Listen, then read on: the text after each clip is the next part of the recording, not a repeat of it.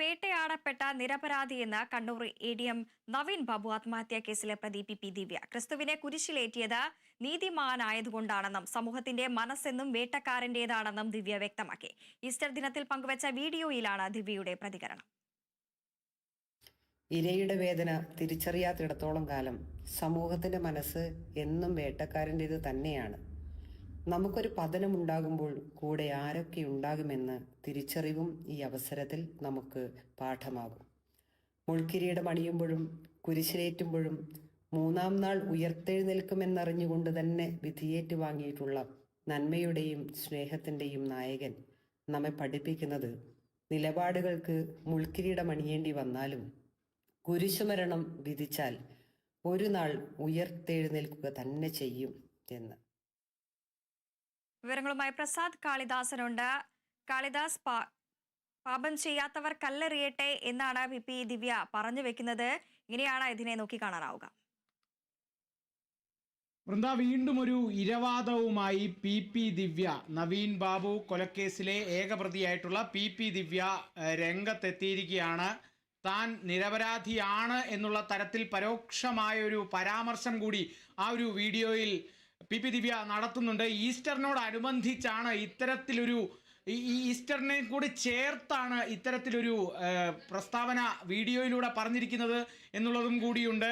കാരണം ക്രിസ്തുവിനെ അല്ലെങ്കിൽ യേശു ക്രിസ്തുവിൻ്റെ കുരിശുമരണവും യേശുവിൻ്റെ ഉയർത്തെഴുന്നേൽപ്പുമെല്ലാം ചൂണ്ടിക്കാട്ടിക്കൊണ്ടാണ് പി ദിവ്യ തൻ്റെ നിരപരാധിത്വം അല്ലെങ്കിൽ താൻ നിരപരാധിയാണ് എന്ന് സൂചിപ്പിക്കുന്ന തരത്തിലൊക്കെ പരാമർശം ഉന്നയിക്കുന്നത്. നിലവിൽ ക്രിസ്തുവിൻ്റെ കൂടെ അല്ലെങ്കിൽ ഈസ്റ്ററിനെ സംബന്ധിച്ച് ക്രിസ്തുവിൻ്റെ കൂടെ ഇരുന്ന് അത്താഴം കഴിച്ചവരാണ് ക്രിസ്തുവിനെ ചതിച്ചത്, ക്രിസ്തുവിനൊപ്പം നടന്നവരാണ് ക്രിസ്തുവിനെ കല്ലെറിഞ്ഞത്.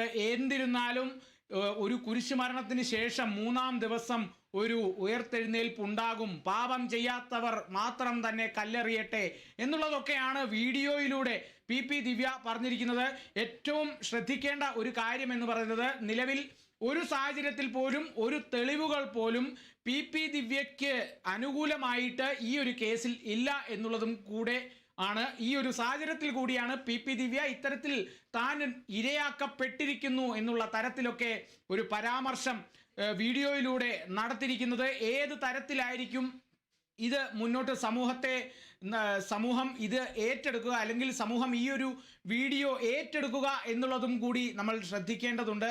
എന്നിരുന്നാലും നിലവിൽ ലാൻഡ് റവന്യൂ ജോയിന്റ് കമ്മീഷണറുടെ റിപ്പോർട്ടിലടക്കം നവീൻ ബാബു കൈക്കൂലി വാങ്ങിച്ചിട്ടില്ല, ഈ ഒരു പ്രസംഗമാണ് ഇത്തരത്തിൽ നവീൻ ബാബുവിനെ ആത്മഹത്യയിലേക്ക് നയിച്ചത് എന്നുള്ള തരത്തിലൊക്കെ സത്യവാങ്മൂലവും അതോടൊപ്പം തന്നെ ലാൻഡ് റവന്യൂ ജോയിന്റ് കമ്മീഷണറുടെ റിപ്പോർട്ടും ഒക്കെ നിലനിൽക്കുന്ന ഒരു സാഹചര്യത്തിലാണ് താൻ ഒരു ഇരയാണ് എന്ന് ചൂണ്ടിക്കാട്ടി വലിയ രീതിയിലൊരു വീഡിയോ തന്നെ പി ദിവ്യ പുറത്തിറക്കിയിരിക്കുന്നത് എന്നുള്ളതും കൂടിയുണ്ട്. നിലവിൽ ഹൈക്കോടതിയിലടക്കം അല്ലെങ്കിൽ കേസിനെ സംബന്ധിച്ച് നവീൻ ബാബുവിൻ്റെ ഭാര്യ ഹൈക്കോടതിയിൽ ആവശ്യപ്പെട്ടിരുന്നു CBI അന്വേഷണം വേണമെന്നുള്ളത്. അത് ഹൈക്കോടതി തള്ളിയ ഒരു സാഹചര്യം കൂടി ഉണ്ടായിരുന്നു. അതിനുശേഷം സുപ്രീം കോടതിയെ സമീപിച്ചപ്പോഴും അത് തള്ളുന്ന ഒരു സാഹചര്യം തന്നെയാണ്. അതുകൊണ്ട് തന്നെ ഈ ഒരു കേസിനെ സംബന്ധിച്ച് അന്വേഷണ സംഘത്തിൻ്റെ നീക്കം അത്തരത്തിൽ തന്നെ അന്വേഷണം മുന്നോട്ട് കൊണ്ടുപോകുന്നുണ്ട്.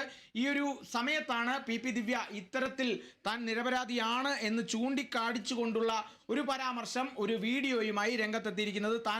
തന്നെ ചതിച്ചു വന്ന ഒരു പരോക്ഷ പ്രതികരണം കൂടി പി ദിവ്യ ഈ ഒരു വീഡിയോയിലൂടെ വ്യക്തമാക്കുന്നു. സമൂഹത്തിൻ്റെ മനസ്സ് എന്നും വേട്ടക്കാരൻ്റേത് മാത്രമാണ്, അതായത് താനൊരു ഇരയാണ് എന്ന് വീണ്ടും വീണ്ടും വീണ്ടും എടുത്തു പറഞ്ഞുകൊണ്ടിരിക്കുകയാണ്.